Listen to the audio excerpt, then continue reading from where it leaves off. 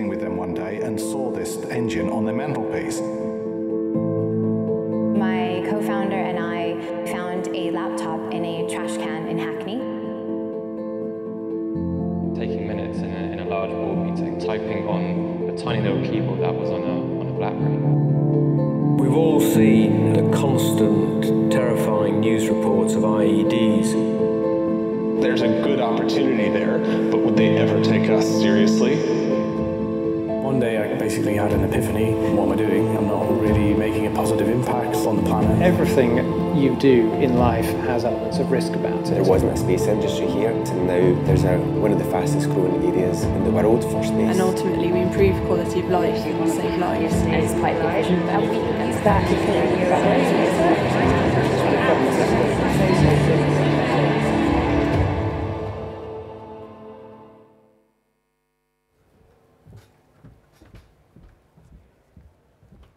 Well, good morning and welcome. Welcome to Innovate 2017. Our theme this year is Discover the Future of Industry, and I'm delighted to be welcoming 2,500 people to this year's event. So we have two fantastic headline speakers for you. We have Claire Perry, Minister for Climate Change and Industry, and we have Andy Street, the Mayor of the West Midlands. But before that, I just want to spend 15 minutes telling you about three things. First of all, I'm going to reflect on the exciting things we've achieved in the last year, and what a year it's been. Then I'm going to set out some themes for the future, and then highlight some of the brilliant exhibits and debates that we'll be having over the next 2 days. So first of all, this is our 10-year anniversary. Innovate UK has been going for just 10 years. And I often describe Innovate UK as a public sector unicorn. We've gone from zero investment to managing $1 billion of public funds in a decade. And we've achieved a lot in that time. We funded over 11,000 projects. That's 8,000 organisations.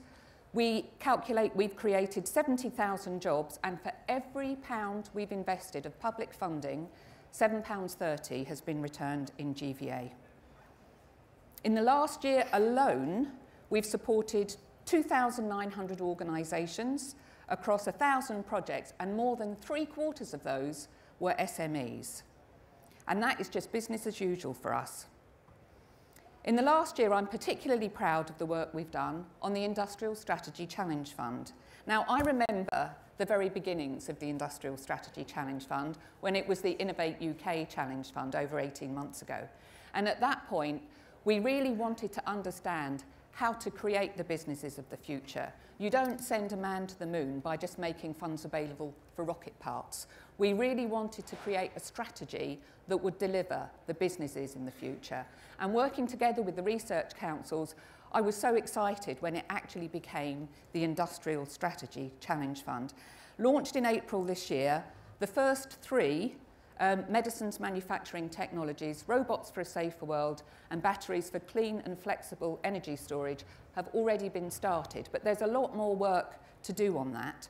We've also funded something in the area of self-driving vehicles, manufacturing and materials of the future, and satellites and space technology, and you'll be hearing more about some of those later. The next thing I'm really excited to have done in the last year is expand our support for businesses across the globe. So we know there's good evidence that SMEs that partner with other countries that export are more successful and grow more quickly. Their track record is better. So it's important then that we support businesses to try and build partnerships in other parts of the world. We've used the Newton Fund and the Enterprise Europe Network to do that. But in the last year specifically, we have created exact partnerships with other organisations, with other countries. So particularly, we've built global partnerships with India, with China, Canada, Chile, and Malaysia. And we ran a global partnership competition, and 100 SMEs were able to explore partnerships with over 50 countries. After Innovate 2016, last year, I left and went straight to India and had a fantastic time there at their tech summit. And we took a group of SMEs around some of the cities in India, looking at what technologies and what industries we could work with them on. And I'm delighted to say we have an Indian delegation returning the favour. So they've come here and they'll be taking part in many of the events today. The next thing I'm proud of in the past year is the progress that our catapults have made. We provide core funding to the catapults. We've just reviewed how they've been doing, and absolutely the catapults are part of the infrastructure that will be delivering the industrial strategy in the future. They have an impressive list of achievements. So £850 million worth of facilities available to help businesses grow and achieve success. They've already delivered on 600 projects and also trained more than 900 apprentices. And as we move into the fourth industrial revolution, their way of operating as a network is going to become even more important. Underpinning that will be data and digital. So Jeremy Silver from the Digital Catapult Centre is here today, as are all of the other catapults outside in the main event area. But underpinning that data and digital work, helping with the Internet of Things, AR, VR, all of that, that's what the Digital Catapult does. So have a word with Jeremy on how they're doing. The next thing I'm most proud of is our programme on diversity. We launched our Women in Innovation programme last year, and here you'll see Eleanor Diekman, who's one of the winners. Now, this is one of the most inspiring programmes I think we've run. When we opened the competition, we had 450 applicants, and we were able to provide 50,000 in grant to 15 winners, and a further 19 near winners got support and mentorship specifically for their business. When I started at Innovate UK, only 14% of grant applications were from women, and that's just not good enough, because we need innovation from wherever we can find it, and that means accessing all aspects of our community. One of the things that we found in our independent review was that women feel there's a shortage of role models for innovation. So we did a partnership with Getty Images. So if you now want a picture of an innovator and you search on Getty Images, you will find some fantastic photographs taken of our winners by Amelia Trowbridge, thank you. Amelia Trowbridge, the celebrated photographer. They're a fantastic set of pictures, and they're also on display here today. So that has been a really fantastic celebration. And through our Women in Innovation programme, we actually found our two youngest grant awardees. That is Beth and Emily. They are just 9. And their business is WGC Microbots. They crowdsourced funding to go to the States and compete in a robot competition. We provide matched funding. So when they got to 50%, we gave them the other half to go and compete. These will be the innovators of the future. And I hope that Emily or Beth will be up here in a few years' time telling you how to build robots for the future. Now I'm going to talk a little bit about the challenges and the big opportunities ahead of us. So innovation, as you know, is vital to the UK and maintaining our global competitiveness. And really, as the government's innovation agency, we need to try new things and we need to take some risks. We are going to be the business-facing part of UK Research and Innovation, the new organisation that will contain all of the research councils and Innovate UK. And you'll be hearing from the new Chief Executive of UKRI, Sir Mark Walpott, tomorrow. So we are really central to the economic growth part of UKRI's responsibilities.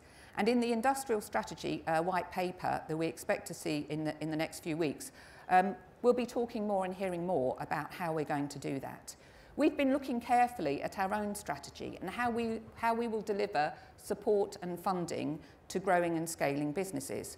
So as we head into 2018, our aim will be to ensure that we are open to the very best proposals for innovation funding from across the UK, from all regions and nations, and from talented people throughout our society. Central to that will be delivering the next phase of the Industrial Strategy Challenge Fund. Now, I told you earlier about the announcements that have already been made. There's more to come. We've been working diligently on what the next challenges might be. We've already had 2 rounds of engagement with industry and research. We've put together some very well-evidenced plans, and we're expecting to see some of the next challenges announced in the next few weeks. Really, really excited about that. The next thing that I'd like to talk about in the future is the way that we support businesses beyond just grants. We have very many high-quality SMEs in the UK. We're very good at starting companies. We also have some fantastic global tier 1 businesses here, but it's the scaling businesses in the middle that particularly need our support, advice, and everything that we can do for them. So we commissioned some independent work on scaling up, looking at the investor perspective. And what we found is that actually we need to help businesses accelerate their growth. So the way that we've been doing that is 2 exciting new programs that we've been putting in place. The first one is the Investor Accelerator pilot, and this is where we provide simultaneous funding, a grant from us, and investment from a venture capital investor, so that a company gets that money at the same time. We do the diligence on the technology, the investor does the work on the business, and they often might be holding back money for the next round of investment, allowing that new business to scale as quickly as possible. The second thing that we've been working on, and actually we've been working on this with our colleagues in Bays for nearly a couple of years, but we have got to the point today when we are opening our innovation loans competition. So for the first time, we will be making available not just grants to businesses, because very often only a grant will do, but today we will also be offering loans to businesses. The competition starts with loans available in the region of 100,000 to 1 million on flexible and affordable terms, and it is open to businesses working in the energy and infrastructure area. So we'll be making available 10 million out of a total of 50 million, and that will be over a period of 2 years. So this is exciting. The first time ever we'll offer loans to businesses, and it's particularly good for scaling businesses who have within their sites a product or service that they will be able to offer, but they need a loan to get to the point of producing that at scale or making it available. Now then, moving from what we're doing to the present day, what do we have on offer for you? So as I said, the theme of this year's event is Discover the Future of Industry. And as we move into the 4th Industrial Revolution, where the digital world will merge with the physical world, there are many areas of excitement and actually some areas of concern. And so we're taking a debating approach. On the main stage today, you'll see debates in many areas. And we will have some of our own experts from Innovate UK, but many other experts from right across the business world. So, for example, you'll be seeing Jürgen Meyer, Chief Executive of Siemens, and Josh Hardy from the CBI on the stage this morning. And then in the afternoon, I'm pleased to say Phil Smith from Cisco, who is indeed our chairman, will be chairing the debate on automation and the 4th Industrial Revolution. Outside in the Innovation Showcase, there'll be lots to see on the best of UK innovation, and we'll be able to inspire and celebrate some of the companies that we've already funded. We're running at the same time an international programme, and then tomorrow we'll be inspiring the next generation, and we'll have some much younger attendees than we're used to in the past. So I'm going to finish my presentation here with the words that I quite often use when I give talks. And if you want to predict the future, if you want to know what's coming, to predict the future, you have to create the future. And actually, that's what I'm hoping that we'll be seeing over the next 2 days. Businesses creating the future for the UK in a global environment. So thank you.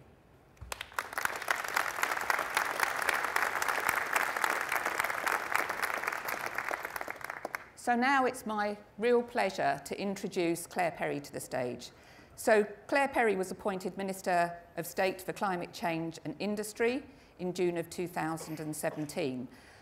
But she could quite rightly be here with her own background and expertise. So she has a strong business background. Prior to her political career, she worked for McKinsey and Credit Suisse and actually started her own financial advice business. So welcome to the stage. It's yours, Claire.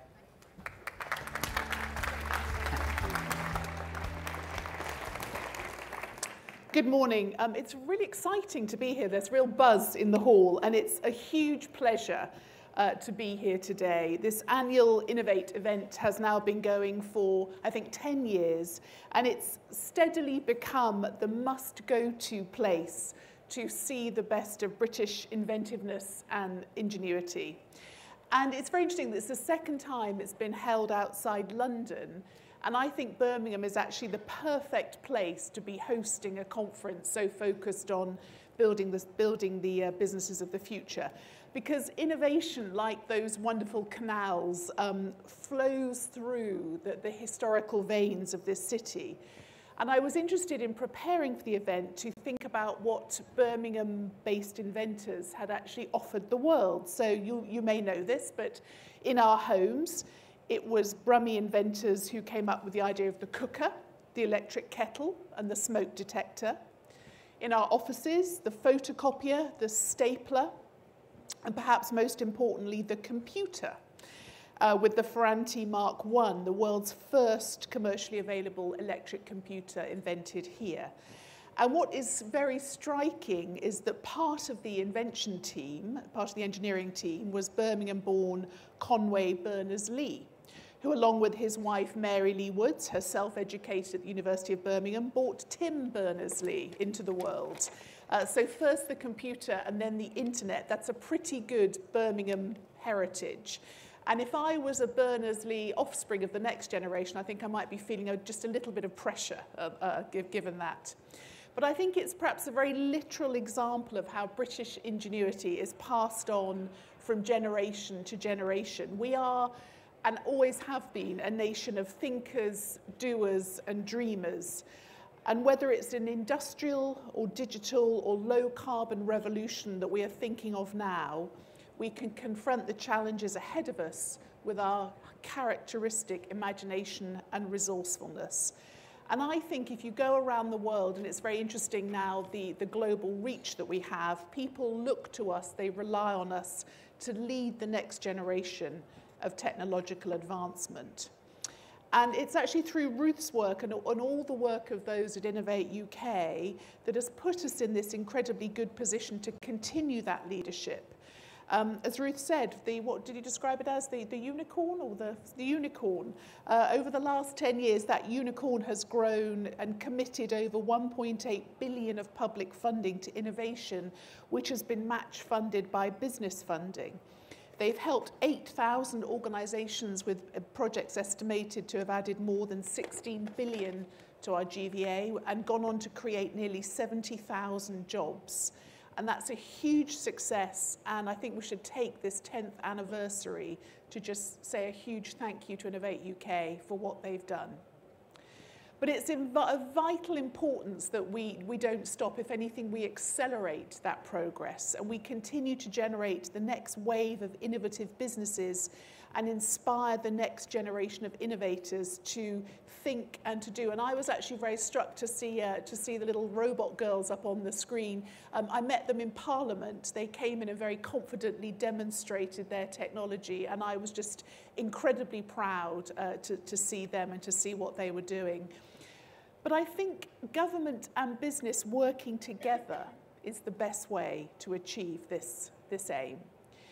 And last year, Greg Clark spoke at the conference about how innovation was the backbone that ran through the industrial strategy. And since he spoke last year, we've seen government and business going on together to invest in hugely important national projects, whether it's the Faraday Challenge, £250 million of public money match funded by industry, which will kickstart a brand new generation of batteries powering and storing energy both for transport but also for distributed renewable energy storage, or the enormous increase in public sector research and development funding, 4.7 billion, the biggest investment since the 1970s. And hopefully it's pretty clear by now that when we talk about innovation, we also mean business when it comes to innovation. But to continue building on those business strengths, we've got to continue our innovative thinking. And we're in a good place. You know, we're the 5th largest economy in the world. We're still growing faster than the US, Japan, and France. We have 4 of the top 10 ranked universities in the world. And we have a higher level of participation in the workforce than we've ever had before. And it's right that we build on those strengths. But to do that, I think we have to also acknowledge some of our historical weaknesses.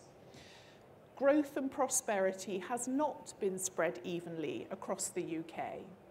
Prospects for people and for businesses vary too much. And whilst we do have absolutely world-class industries, we have a long tail of businesses who are not achieving their full potential. And that is the purpose of the industrial strategy, to bolster our strengths, to invest in them, but also address our weaknesses and to create the conditions for competitive, world-leading businesses to start and to grow while improving prosperity, living standards, and creating good jobs right across the country. And the industrial strategy, like the clean growth strategy, which many of you have seen, is very broad in its approach. It's a truly cross-government exercise, and some of you will know how difficult it is to drive things cross-government, but it has to be.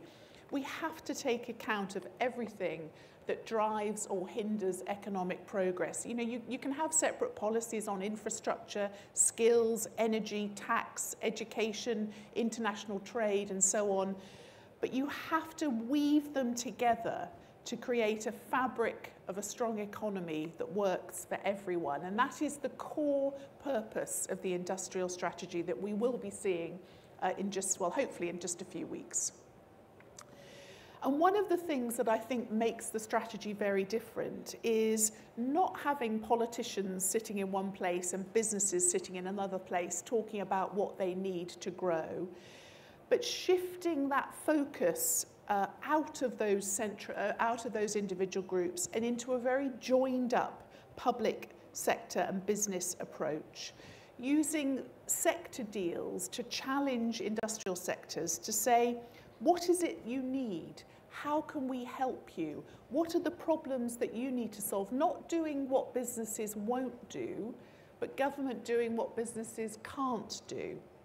And they're not a sort of abdication of government responsibility saying, yeah, that's great, over to you. They're actually a challenge from government, a call for sectors to organise. Often sectors have never thought of themselves as sectors, as I'm finding. I'm leading on these various sector deals. It's interesting, many of our most important industrial groups have never really identified themselves as a sector and come together to talk about the challenges they're facing. So the sector deals are a call for sectors to find that strong leadership, collaborate, think about what their big challenges are, work with local universities, with LEPs, with other partners to produce a clear proposal to government that boosts the long-term productivity of their sector, really delivers that step change. And look at the sectors who will be represented here today: telecoms, autos, healthcare, clean energy, life sciences, dozens more, all of them eligible for a sector deal. And in fact, life sciences are a great example of how sector deals can come together. So through our conversations with the industry, we've offered £100 million to extend and enhance the biomedical catalyst, as we heard, so important in turning those groundbreaking ideas into marketable products, and a further £120 million to incentivise universities collaborating with business. And we're working closely with that industry on a sector deal, and indeed with many others. And it's that type of investment and that level of focused support that will ensure we stay at the cutting edge, capable of providing the businesses, services and products we need for 10, 20 years, 30, 40 years, developing the future of industry together. But we're going even further with sector-focused support. And earlier I mentioned the Faraday Challenge for new battery technologies, and that is one of 6 areas, including healthcare, safe self-driving vehicles and satellites, that we're funding through the Industrial Strategy Challenge Fund. And that fund, worth £1 billion, will back priority technologies where the UK has the potential to turn our research strengths into a global industrial and commercial lead. And we saw last week from Jürgen Meyer's report that Britain could lead the fourth industrial revolution. He predicted that our manufacturing sector could unlock over £450 billion over the next decade and create thousands of jobs, new jobs, if it embraced digitisation and, importantly, robotics and AI. And alongside my colleagues in the Department for Media, Culture and Sport, we've been working on Professor Dame Wendy Hall's and Dr. Jerome Presenti's recommendations on how to grow the UK's AI industry. And it's fascinating to chair these sessions for me, to see industries coming together and coming up with all sorts of different ways to achieve those challenges of productivity improvement. And what is clear is that we can lead in that sector, one that, if embraced and invested in properly, could double the UK's national growth rate, double it over the next 15 years. And that sends both a strong signal to the world, but means that we can achieve our core aim, which is to spread prosperity right across the UK. And actually, there's nothing as exciting, I think, which exemplifies the future more than robots. In the popular imagination, they've always been synonymous with progress. And so today I'm very pleased that I can announce another step forward in our ambition. Through our Industrial Strategy Challenge Fund, we're going to be making almost £70 million available to undertake groundbreaking research and innovation projects in robotics and AI. And over half the money will go to 4 research hubs managed by the Engineering and Physical Science Research Council.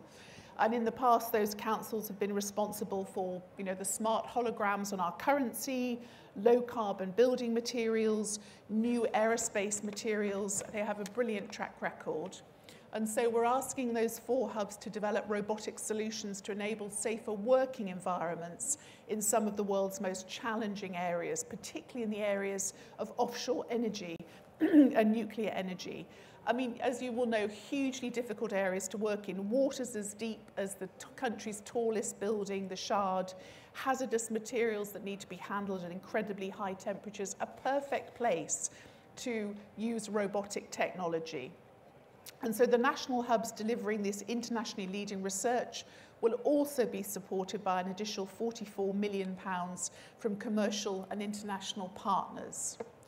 And the remaining funds will be shared amongst 70 businesses, 13 universities and 10 research organisations, as well as in 5 new research projects undertaken by the National Oceanography Centre, working with a number of universities to develop sensors capable of working in the ocean's most extreme conditions. And that's what the Challenge Fund is all about: finding the problem, thinking about how we best try and solve it, spreading research and innovation around over 100 different institutions to solve the problems and create the products of the future. Now, you'll know I work for a very oddly named department, the BEIS, B-E-I-S, which I know many people have difficulty saying. And I've spoken a bit today about the B, the business environment. I've spoken about the industrial strategy, but I'd like to turn to the E, the energy bit. And for me, it's a brilliant example of what we're talking about when we talk about innovation. Look at what's happened in the clean energy space in just months, really, not even years. For the first time this year, the UK did not use any coal to generate electricity for a 48-hour period. We're announcing the phase-out of power production from unabated coal by 2025. The country that created the Industrial Revolution based on coal will be the first country to phase it out. And I'll be announcing at the UN climate conference next week some proposals to try and stimulate that commitment to phasing out coal for the rest of the world. And against many predictions, the price of offshore wind has halved in our most recent auction, achieving a price level that we didn't expect to see until the 2030s. Large-scale, low-cost batteries have started outbidding conventional generation in our capacity auction, and just a couple of weeks ago I opened Britain's first subsidy-free solar farm. So the list of innovations goes on and on. The proliferation of new models of electric vehicles, the cost transformations we've seen for oil and gas operators in the North Sea, new smart technologies to help people save money in their homes, often without even thinking about it. And If you just happened to have a few minutes today and wanted to stop by the Bayes stand, which I impartially recommend that you do, you will find several companies innovating in incredible ways. Like Innovate, based outside London, who have developed a low-carbon breeze block made of recycled paper and materials. Or state-born cryogenics operating out of Tyne and Weir, who are developing new tanks for liquefied natural gas, which actually reduces the emissions of gas storage. And all of the businesses on show on our stand have one thing in common. They are problem-solving to deliver in the area of clean growth, which is an area where we think we can lead the world. Now, you may have heard me talk about this, but we're coming off a pretty good position here. Between 1990 and today, we have led the G7 group of countries in both cutting emissions and growing our economy, proving as false once and for all that it's a choice. You can grow whilst decarbonising. Last year, only 2 countries achieved a carbon emissions intensity reduction compatible with the Paris Agreement of holding global temperature rises to 2 degrees. And those countries were China and the UK. And we have in place the world's first Climate Change Act and the statutory carbon budgets. These are a great way of keeping politicians focused on the vital aim of decarbonisation through the political cycle, and this is being copied right across the world. But we're ready to go further and faster, because part of the reason we're seen as a leader in tackling climate change is not that we just see it as a problem to be solved, but we see it as a massive economic opportunity. The commitments made by those 195 countries in Paris 2 years ago, representing about 95% of the world's output, is starting to bear such incredible fruit, an unstoppable shift towards the use of clean technology in solving many of the problems that we face. Low carbon ways to get from A to B, low carbon ways to power and warm our homes, saving the planet and reducing bills. Why wouldn't you want to do that? Low carbon ways that helps heavy industry go carbon light. And this shift, estimated to be trillions of pounds of public and private sector investment over the next 20 years, offers our businesses and our researchers a huge opportunity to shape and prosper from the future of clean growth. Already in the UK, it's sort of happening almost by stealth. We have over 430,000 people now working in the low-carbon economy. The low-carbon economy is estimated to be growing at about 11% per annum and forecast to do so out to 2030. And that means in just 13 years, it could support as many as 2 million more jobs and export £170 billion of low-carbon goods and services. So by focusing our efforts on clean growth, we have a win-win situation. We can cut the cost of energy, drive economic growth, create high-value jobs, and improve our quality of life. And that's precisely what the Clean Growth Strategy has set out to do. And for businesses who are now the largest pool of carbon emitters through their processes and energy consumption, we want to help them cut how they use their energy, cut their bills worth about £6 billion a year if we can get energy productivity up by 20% by 2030.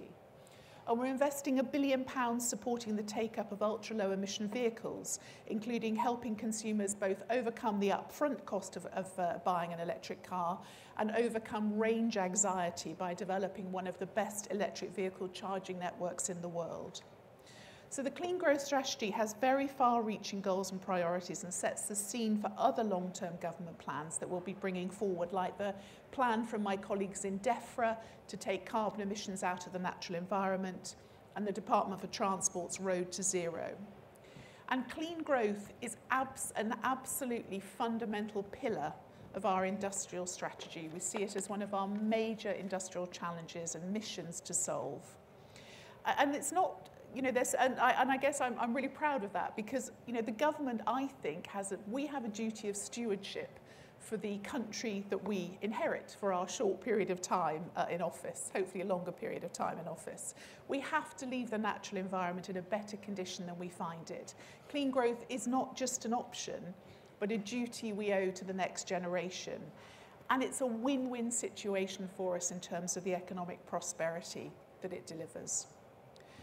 And there was something else about the Clean Growth Strategy too that I wanted to highlight. Running through it as its lifeblood is the power of innovation to drive down costs, improve take-up, improve flexibility of the products and services we want to use. And so I'm happy today to announce some next steps and further investment in innovation in this space, which will support businesses across the country. Earlier last year, my excellent predecessor, Nick Hurd, launched 2 competitions, and I can announce the winners today from those.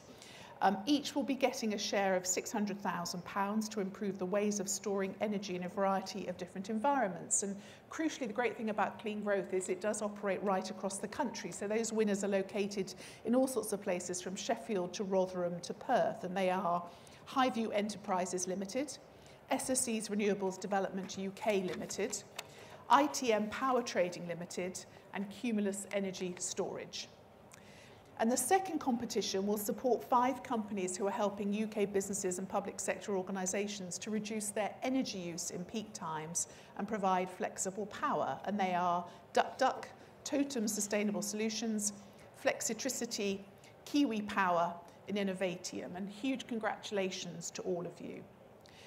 And I'm going to announce 2 additional competitions today to really, again, push forward this innovation agenda. And it's part of the 2.5 billion that I set out for the first time, again, part of this record investment in R&D.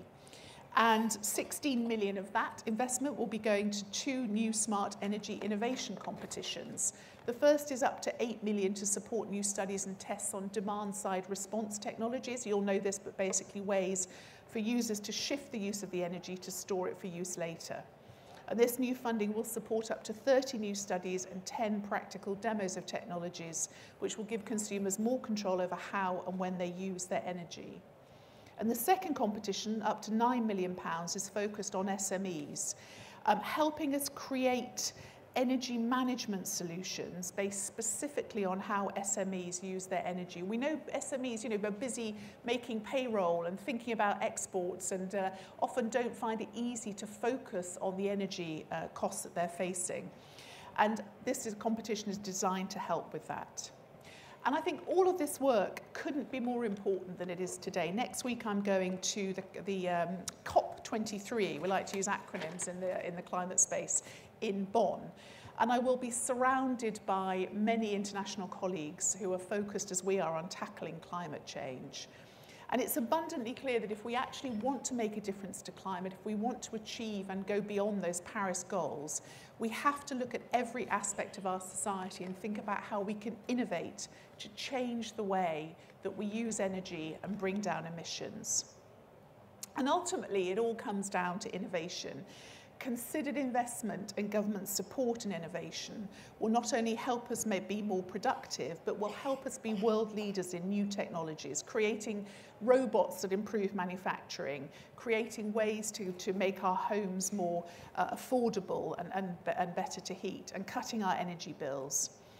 And it can also do something more exciting. It can take us into the unknown. It can just help us discover inventions where we actually don't know where it's going to take us. And I wanted to give you one last example of a Birmingham innovation that did just that: the pen. Almost 200 years ago, John Mitchell of 36 Newhall Street, which is only an 11-minute walk, I'm told, from here, invented a machine that mass-produced steel nib pens when everyone else was still sharpening quills. Do you know we still have quills and ink in the House of Commons? Shocking but true. They never get used, but they're still there. We also have snuff, oddly. Within 30 years of that invention, Birmingham became this world centre of the pen trade. And it didn't just make Mitchell a rich man, it made Birmingham a powerhouse of innovation and Britain a world leader. And making pens in a mass production process, of course, brought the prices down, which meant that people could afford them, which meant that children could use them in school. And as a result, literacy improved. Education levels were substantially raised. Those better educated children went on to participate in the Industrial Revolution and helped us build that incredible, strong, powerful nation that we have become. So we don't always know where we're going to end up when we start something. But we know that if we encourage and support innovation, if we work away right at that cutting edge, there is no telling what those improvements can do for our economy, our people, and our country. And that, for me, is the fundamental mission of our government: to support innovation, to help Britain become stronger, to help us build those world-leading industries, products and services, and to be the go-to place for global innovation. Discovering the future of industry through innovation together. Thank you.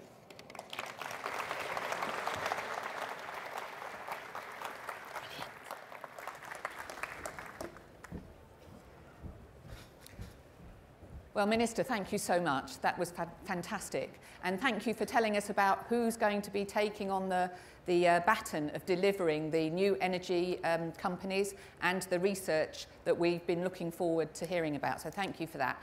Now, before I introduce the next speaker, can I encourage people to come in and to fill up the spaces in the middle if there are any left, because we have a lot of people standing at the side. As expected, this is a very, very popular session. So just try and fill all those spaces if you don't mind.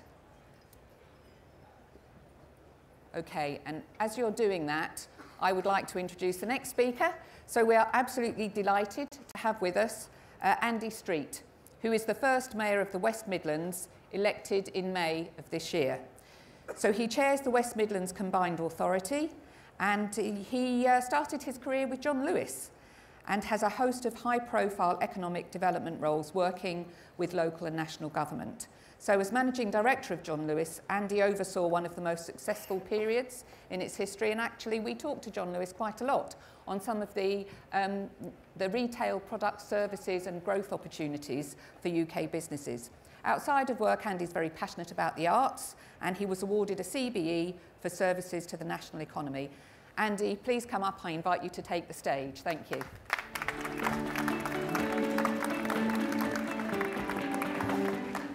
Good morning, everybody, and can I be the first just to say welcome to Birmingham and the West Midlands. Ruth, I'm very pleased that you've decided to bring your conference here, because it always gives us a brilliant opportunity just to show off a little, really, and tell you about what's going on in the West Midlands at the moment. And Claire, thank you very much for all the references to Birmingham inventors.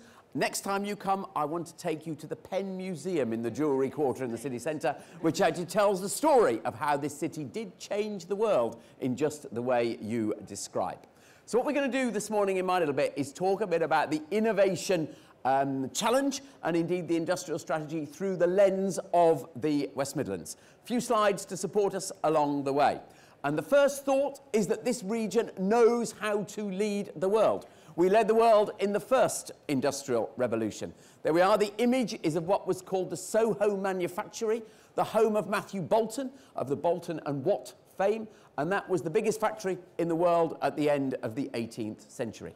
We led the world in the second industrial revolution of mass manufacture.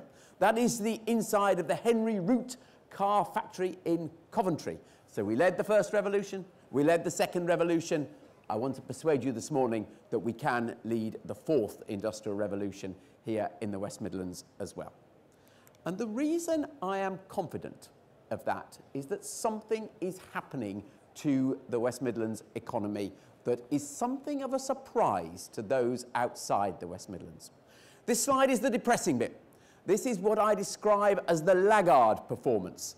And for 40 years, from the 1970s to 2010, this region fell behind the national and indeed international progress. This slide shows jobs in Birmingham, exactly the same if we did it for the West Midlands or we did it for Coventry, and it shows an index of 100, and look what happened.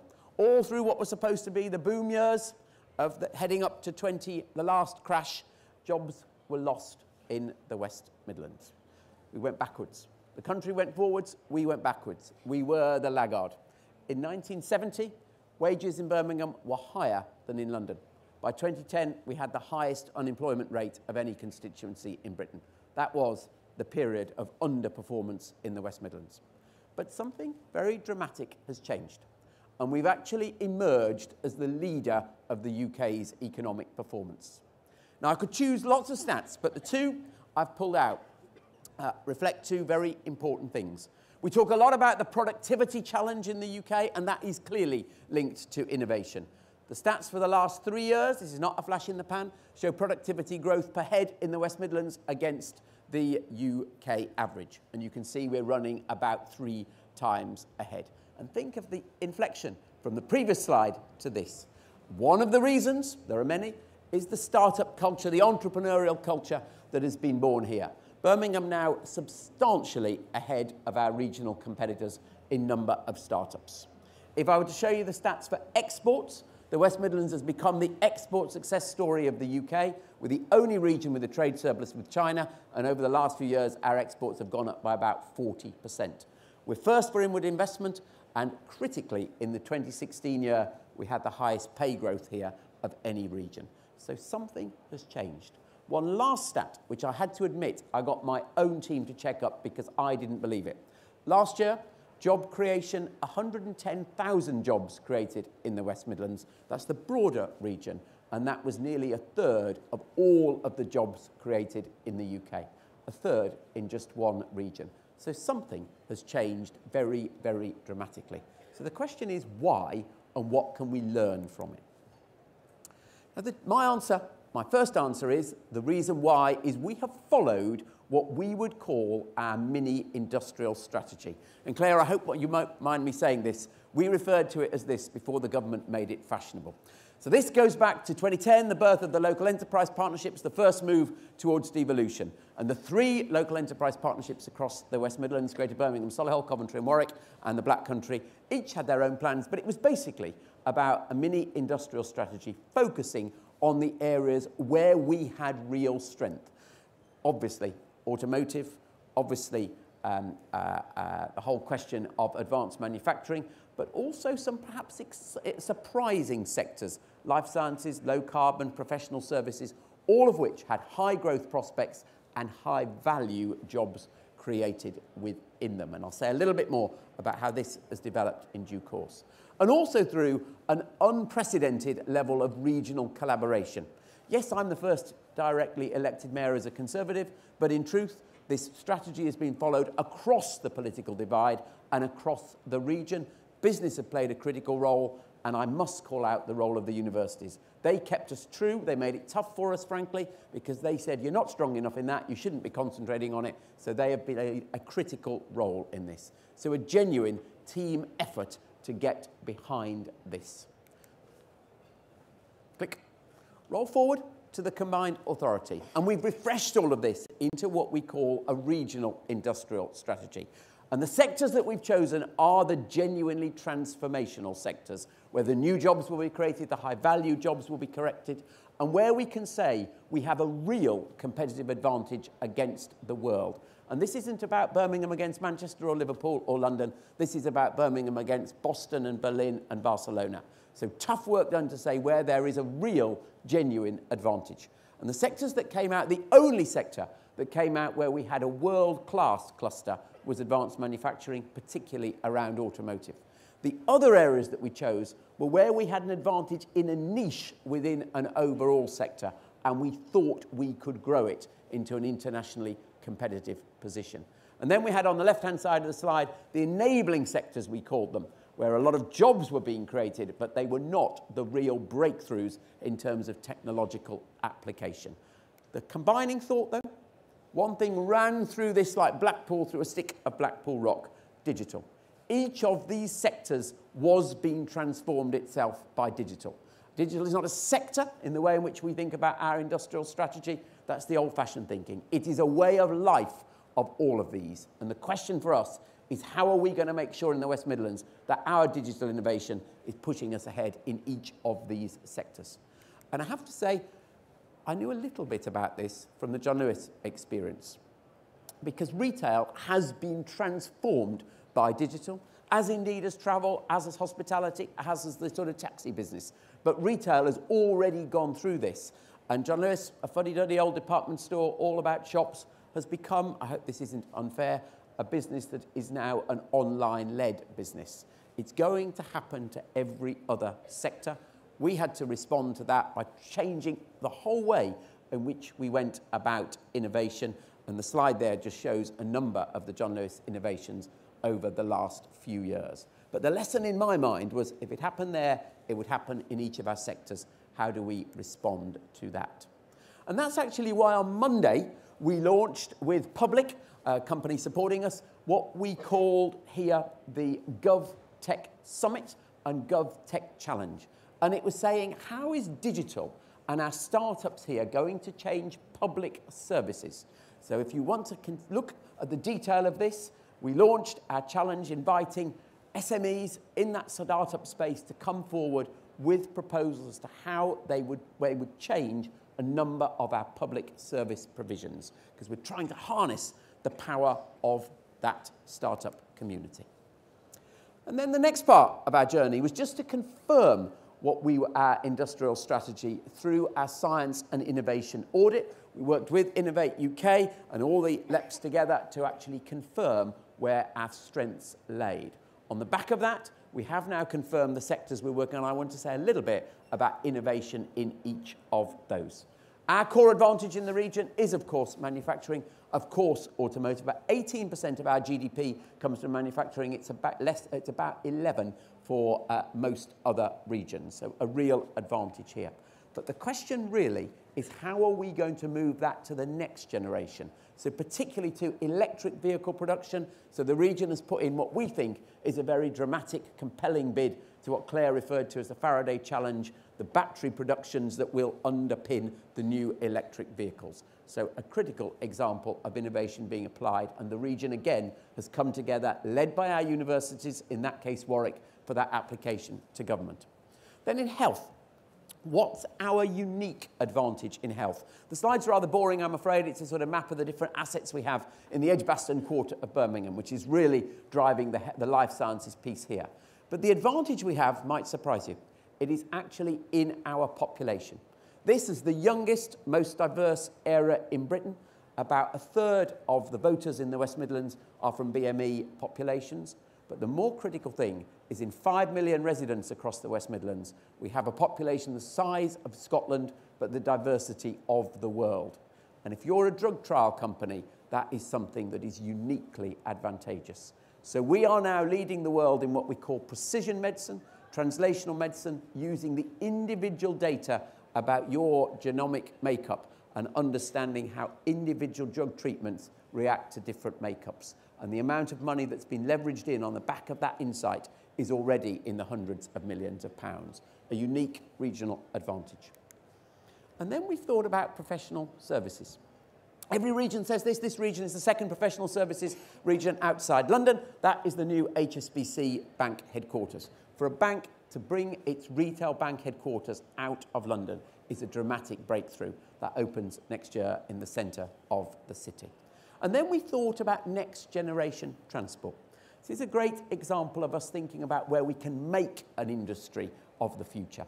High-speed rail, we know the railway is coming to the West Midlands in 2026. Already £8 billion of contracts awarded, and we're seeing the headquarters here. We're seeing supply chain companies focusing here for those contracts. But the image is actually at the HS2 College in the centre of Birmingham, which opened 2 weeks ago, where we're saying that is the place that the skills for a digital railway of the future will be developed. So what we've done is we've moved from a railway, and we'll be the end of the railway line for phase one, to this city and region being the centre of the brain power about what high-speed rail will be in Britain.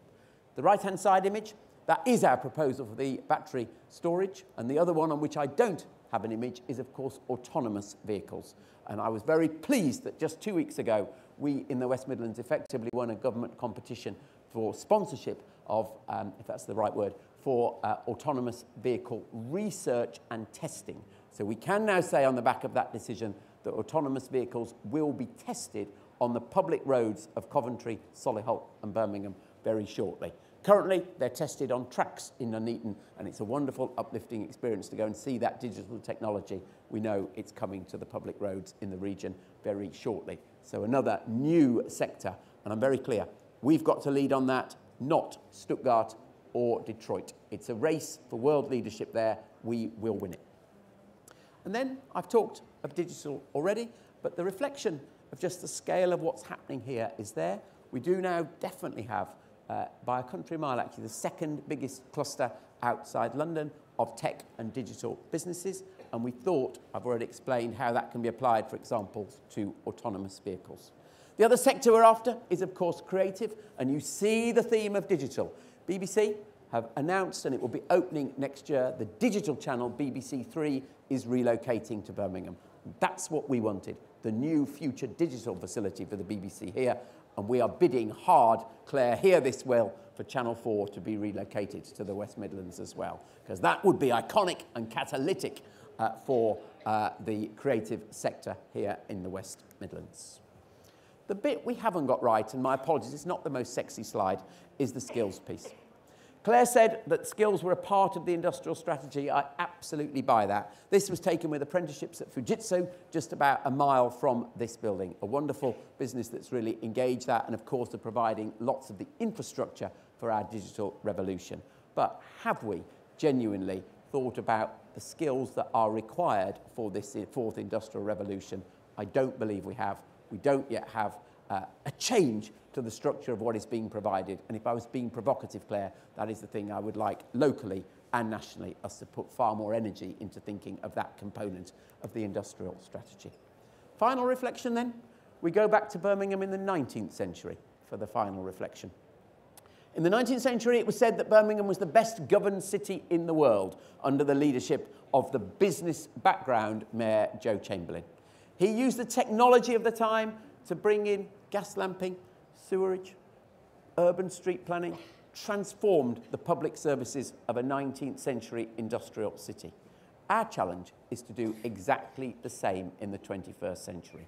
Take the new technology and transform the economy to provide the hope and jobs and opportunities for our young people, and to equally transform the public services. So just as Claire said, you look back at the history of this region, I genuinely believe you can see the template for the answers to the future if we have the same ambitious mindset. Thank you very much and enjoy your day in Birmingham.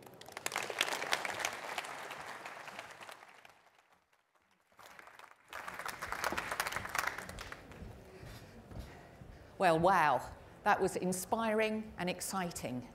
What more could you want? We've had a fantastic presentation from government, we've had a fantastic presentation from the region, but there is more to hear and enjoy. Now, this is going to be my last introduction, and I'm going to be handing over, actually, for chairing for these sessions to some of my excellent staff.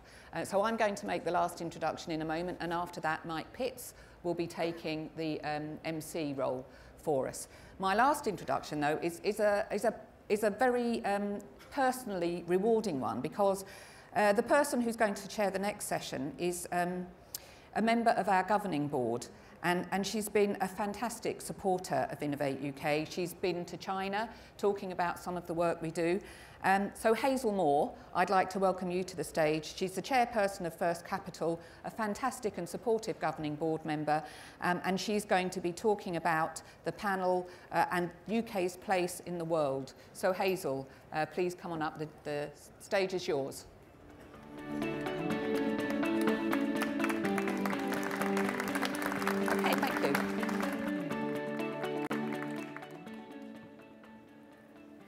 Thank you, Ruth. And just to echo your comments there, what a couple of wonderful presentations so far this morning. And I'm very, very excited to hear about the regeneration of the West Midlands area and how they have embraced the technologies and digitalisation and really kind of driving the economic output of the region. And I think that's something that I'd like to pick up on in this next panel. But first, let me welcome the panelists to the stage. I'd like to ask Professor Jürgen Meyer to join me. Jürgen is the Chief Executive of Siemens UK. He's had a very successful 20-year plus career with Siemens, joining as a graduate trainee. And just last week, led the authoring and the preparation of the Made Smarter report, which is all about the fourth industrial revolution and the opportunities that that presents for the UK, and some very clear recommendations about what we can do to make the most of it. So, Jürgen, delighted to have you with us. Pleasure to be here. I'd also like to welcome Josh Hardy. Josh is the Deputy Director General of the CBI, responsible for policy and campaigns, and he heads up all policy development and influencing work. He's passionate about how businesses and government can work together to improve people's lives, and prior to the CBI was working as the Group Director for Corporate Responsibility at Tesco's, where he really led the Tesco's embracing the strategy to put their customers, their suppliers, their employees first. Josh is fresh from the CBI conference on Monday, where the Prime Minister called for more business investment in R&D. And I'm looking forward to his views on how we can achieve that as a nation and as businesses individually and collectively. So this panel is called the UK's Place in the World, and you know, a very topical point. I think it taps into our collective national angst post-Brexit. You know, now that we are no longer the bolshy, awkward partner for the EU, or won't be shortly, who are we? Is there still a special relationship with the US in the current political climate? Or as the Minister said earlier, are we the global hub for innovation? Is that the ambition we should be aiming at?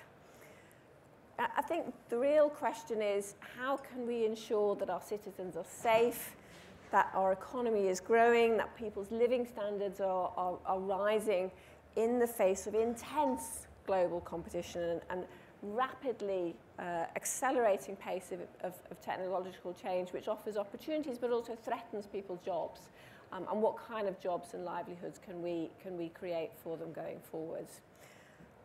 I think one of the real questions then, and perhaps I'll direct this to Jürgen, in order to really take advantage of technology and technological change and drive these benefits for people, we have to persuade businesses to invest more.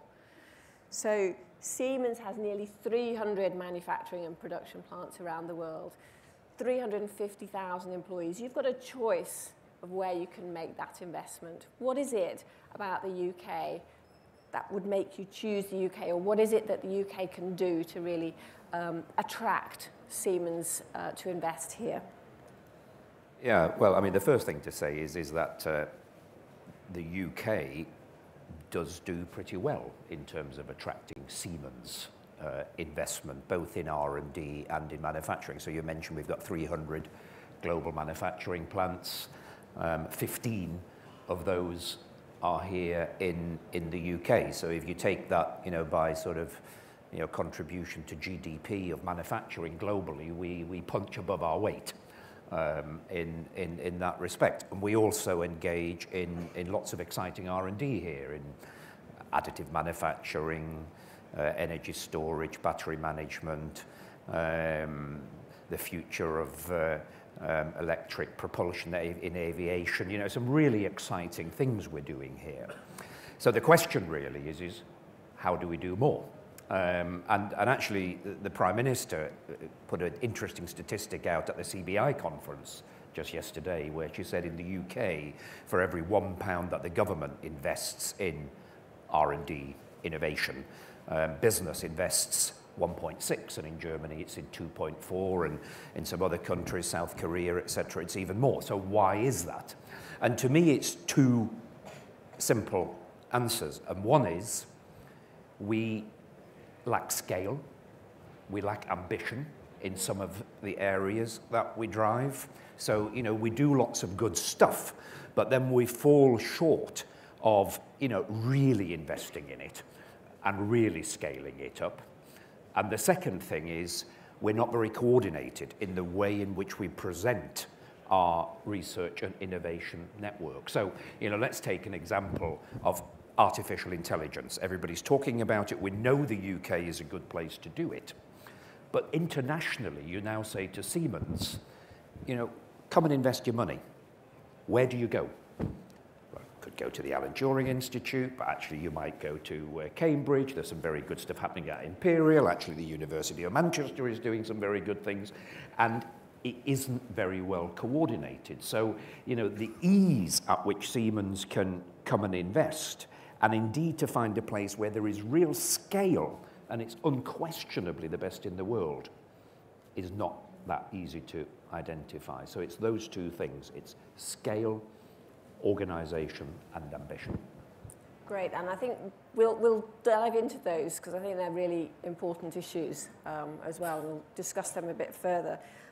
I'd like actually to turn to Josh and dig into something that was mentioned earlier around productivity. You know, Andy talked about productivity in his presentation earlier, and UK, I guess, has had a bit of a productivity problem for a while. If you look at where we sit relative to the G7, for example, productivity is 15% lower in terms of output per hour worked in the UK. You know, following on from Jürgen's comments, are UK businesses investing enough in technology compared to international peers, and how do we really drive that productivity gap?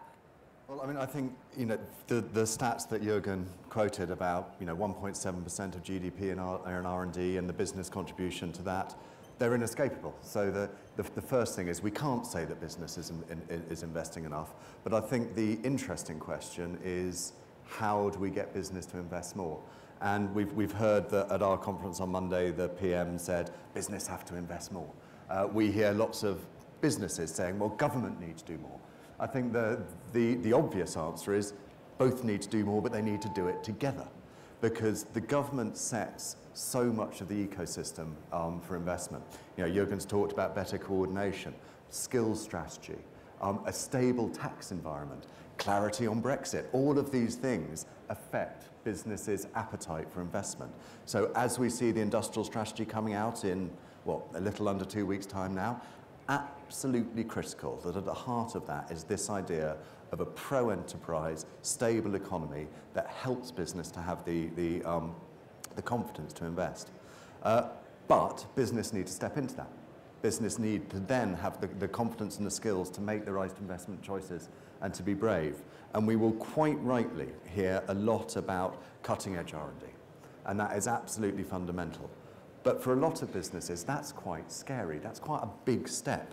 You know, you start talking about AI, and for a lot of medium-sized businesses, that feels a bit of a risk. What if it becomes obsolete? What if I make the wrong choice? This is quite a lot of money. Something also needs to be done, and this is where I think the work that we're launching at the end of this week works brilliantly with your great work on manufacturing, is what are the stepping stones there? We have a great big ugly tail around innovation adoption of not cutting edge technologies, tried and tested technologies. In the UK, we're a decade behind Denmark on the cloud. That's true of CRM, it's true of data processing. And these are actually relatively low-cost things that with the right support from government, the right support from business down the supply chain, so many firms can step into and start adopting. And they have massive productivity gains. So I think there's huge potential there with the right industrial strategy to make a very, very fast, very significant step forward. And the last thing I'd say is we talk a lot about productivity. Let's remember that for most people, that's quite a sort of alien technical term. What we know is that productivity goes, evenness of productivity across the UK and across regions goes hand in hand with wage equality. And if we don't get productivity up, we will continue to have massive wage inequality, and we know the implications that has for business success and for society. So this is a really pressing issue. So some really interesting things to dig into there, and I think a very clear call to action for people watching online, people in the room around the need to invest in business, to invest in your businesses to drive productivity and to adopt technology. Now, if we have a couple of roving mics, actually. I don't know where the individuals are who have them. We have one here, and I think there's another one over on the other side. I'm keen also to hear your views. So if at any point you've got a question, something that you want to ask, please raise your hand and we'll get a mic to you, and we'd love to hear your questions as well. So I think, given the opportunity with the publication of the Made Smarter review last week, and really thinking about the opportunity for adoption of digitalisation and how to drive the fourth industrial revolution. We in the UK, we led the first, we led the second, we weren't so good at the third. There's a real opportunity now for the fourth. Jürgen, talk to us about the key opportunities that you see here, and what is it that we can do to really kind of take advantage of that? Yeah, so, well, I'll focus on two. There are actually four very key recommendations in the report, and by the way, you can download it on madesmarter.uk. But I'll focus on two, and the first is exactly what Josh was just talking about, and that is there is a role for government to work in stronger partnership with industry and to make the adoption of these technologies easier for small to medium-sized companies. So to better organise the sort of small business support schemes. And we've done all sorts of research on that. And if you look in the northwest of England, for example, where we've proposed we would like to run a pilot on this, there are about 130 odd different small business support schemes out there today. Pretty much every one of them subscale and not really achieving what we want it to do. And the ideal scenario is we have something which is much more visible, and actually has a bit of teeth, and actually has a bit of finance behind it as well, to be able to really support small businesses. And one of the things that needs to sit there to support that is a more visible and a better ecosystem around the area of smart digital technologies. In other words, demonstrators where small companies can come, initially a bit of advice, a little bit of support, and then come and, play with robotics. By the way, robotics to many small companies, it's, gosh, I have to invest $500,000 in this. This is just not for me. Not realizing that actually, for 50,000, you can get a pretty smart investment that can increase the productivity in your activity. So there's a whole recommendation about a smarter, a more focused ecosystem. And then the second key area is all about skills, and is about especially upskilling existing workforces. And again, in this, and actually Phil Smith is sat at the front row here. Phil, chairman of Cisco and of Innovate UK, led this part of the review. And surprise, surprise, and we all know this, the issue is the same. We have numerous initiatives out there, but what we ideally need is something which, and it will probably be a portal, that sort of pulls together all the content we have out there, and companies like Siemens, like Cisco, like Accenture, like IBM, all part of the review. We're willing to give lots of material to put it into a place, and then to have a system whereby that material can be in some way accredited, so kite marked, and then providing that training material for all of our businesses, and especially small to medium-sized businesses, to use it to upskill their staff. And of course then to build a network of colleges, university that support that training. So it's upskilling, skilling people in a much more ambitious way, and it's ecosystems and better support for small businesses. Great, thank you. Just a quick survey of the audience. Who today is investing in robotics and AI in their businesses and exploring what the opportunities are to drive growth? Yeah, great. We've got a few hands. I'd say, 20, 25 hands, something like that. I'd like to see a lot more this time next year, please. And there's plenty of robots out there in the hall for you to go and play with and talk to people and kind of explore what the opportunities might be. So I think there's some really great practical suggestions there, Jürgen. And you know, be great to see those being acted on by everybody. But the point on skills and training, I think, is a super important one. And Josh, you know, you talked about wage inequality, and I guess the risk when we talk about AI and we talk about robotics is there's fear. There's fear out there. You know, are they just going to take our jobs? What does that mean for the workforce of the future?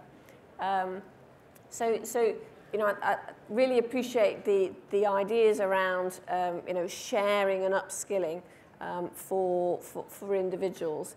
But you know, what does the world of work look like, do you think, for people, for young people today? And how do they, you know, how do they make sure that, you know, they're at the forefront of that and they're really kind of taking advantage of the opportunities?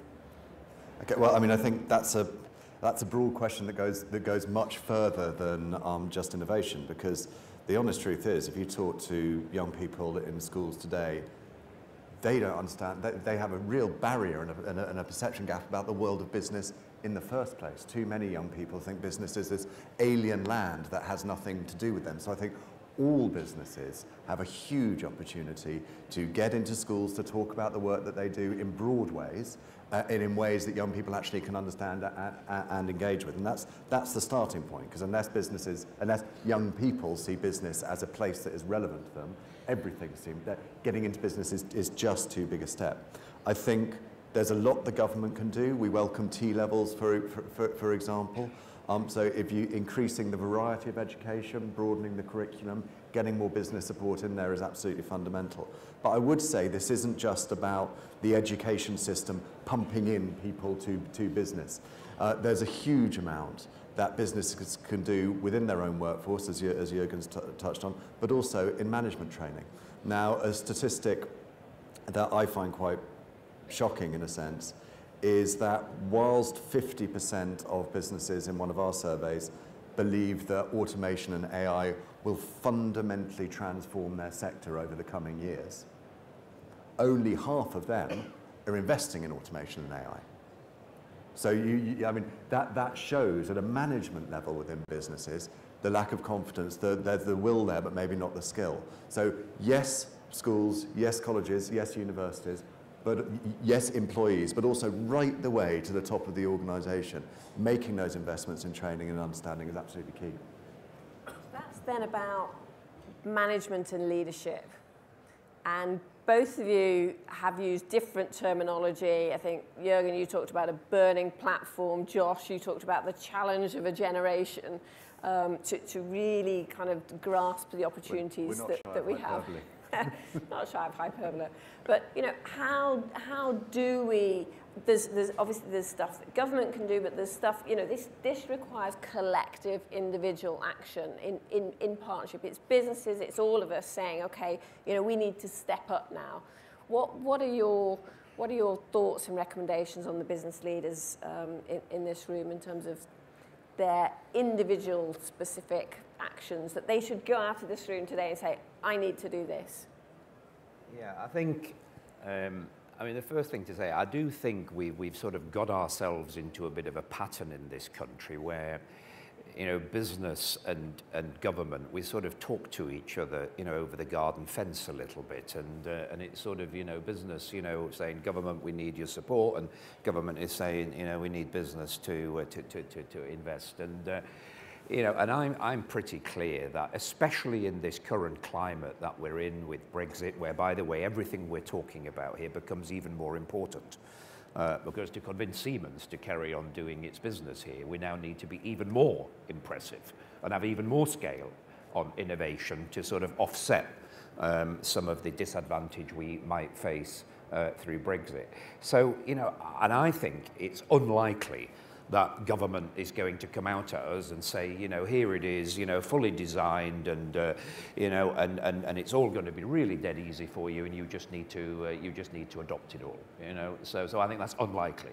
So therefore, the answer is you know, we have got to take the leadership. And I think that's what Made Smarter is all about.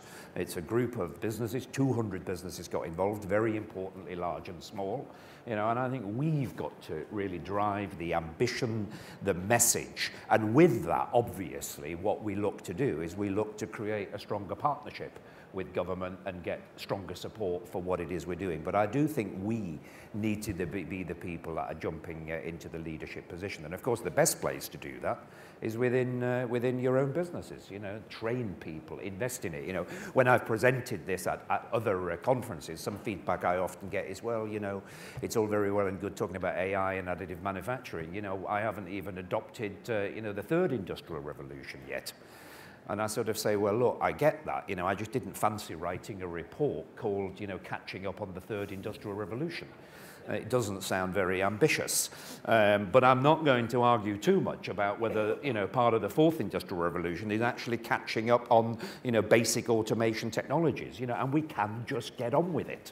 So I think that's the call, you know. I think we've just got to get a bit more mojo, you know, into our industrial future. Yeah. Yeah, I mean, echo that. I think for me, be proud.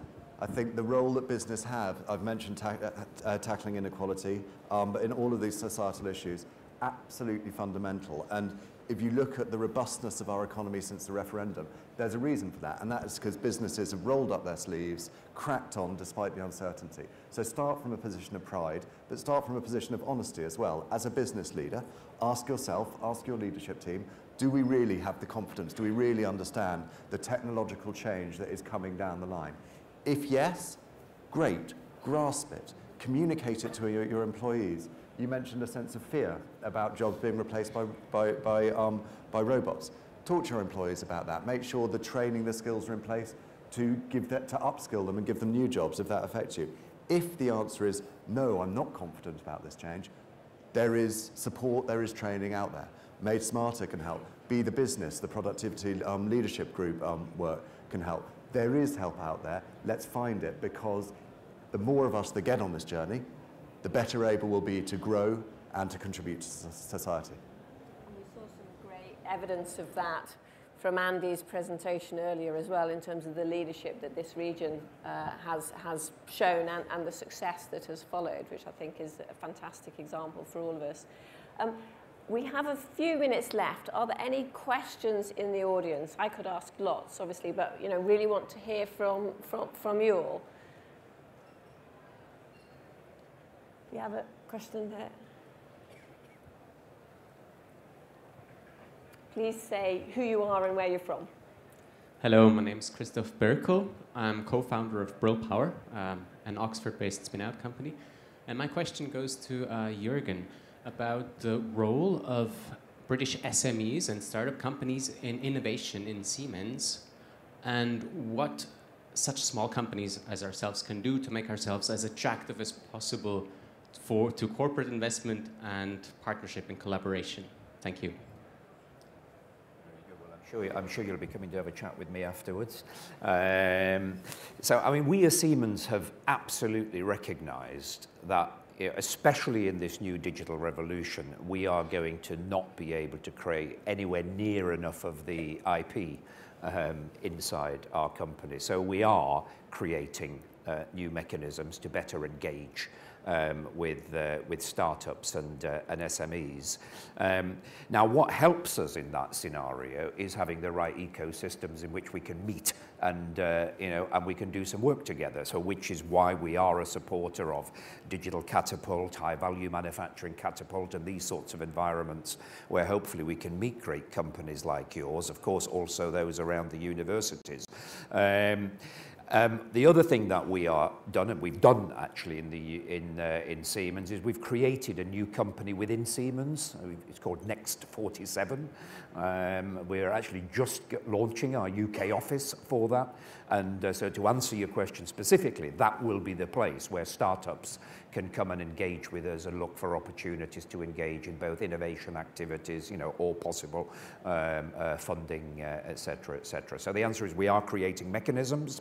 And if a country like the UK can help create the ecosystems to make that even easier, then it will make our journey together more successful.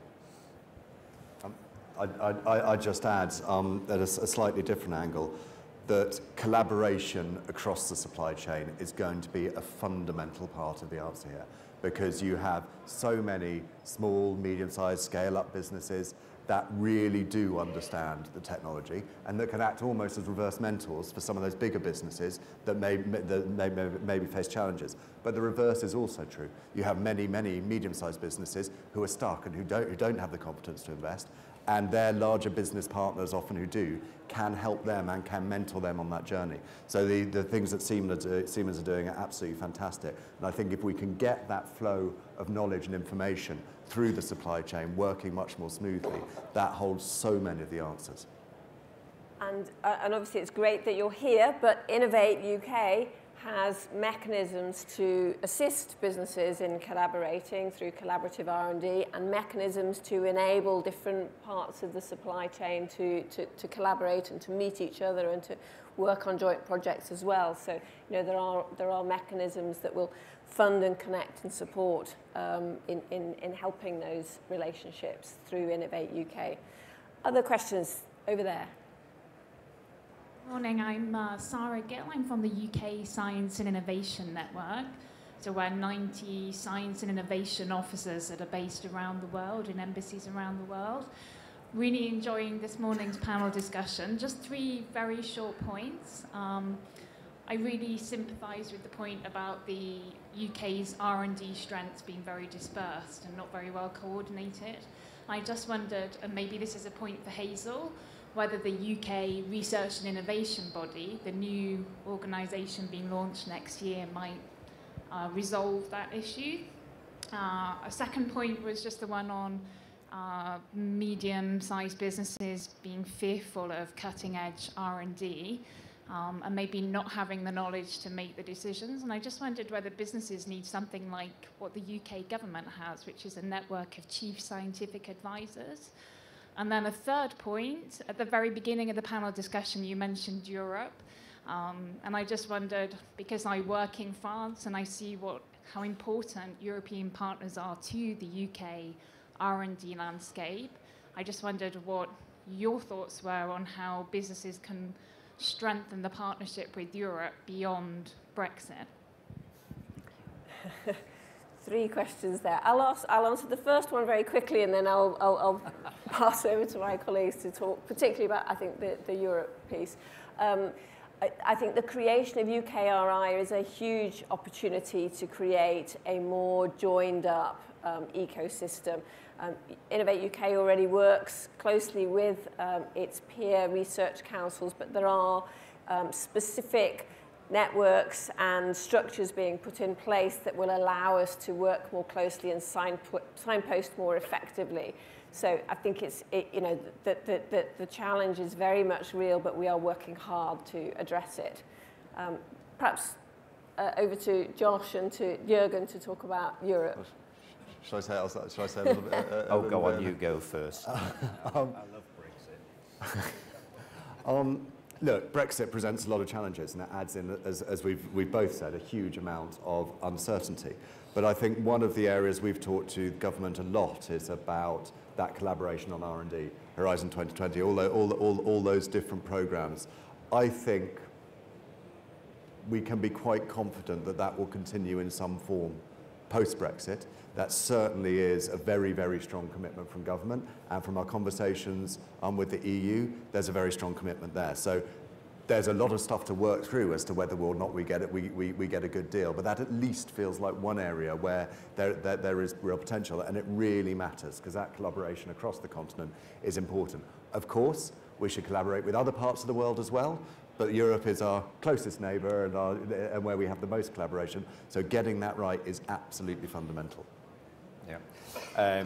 Maybe just quickly on the first question, because I think it's a really important point about how to organise ourselves better. I do think that sort of better coordinated and more visible ecosystems that we describe in Made Smarter, I think, are a way of doing that. And I think the second way is, we just have to get better at making choices. And I think the industrial strategy paper is very, very key to that. And we have moved on as a country. We are now hearing our Prime Minister, our senior ministers saying, we are making some choices as part of this industrial strategy, and there will be certain cross-cutting themes, there will be certain sectors that we will put particular support behind to make sure that we can make those very visibly, globally, for companies like ours, but many, many companies around the world to invest in. So that's the first one. On the Europe and Brexit point, I mean, the first thing to say is, I'm not one of the people that's sort of throwing myself off the roof, because of this. And I've been, very, very realistic that, look, it's not where I would want to be. It's definitely going to create friction for companies like ours to do business. It's definitely going to add cost into our supply chain. But hey, a decision has been made, and we do business in all sorts of countries where there is all sorts of friction, and we will find a way. And I just wish we were a little bit more honest about that, and then get on to the discussion about, so what do we do to make it more attractive here? And the answer is actually, much more of exactly what we're talking about, much more R&D, much more innovation, because the UK does offer really, really good innovation. And by the way, in terms of collaboration, in terms of the speed of innovation, it happens really well here. To your point about collaboration, well, it's going to be down to individuals. Brexit is not going to make it easier. And therefore, it is down to the people who are going to be, sitting, coordinating these innovation networks, whether it's for AI, whether it's for additive manufacturing. I'm obviously quoting the area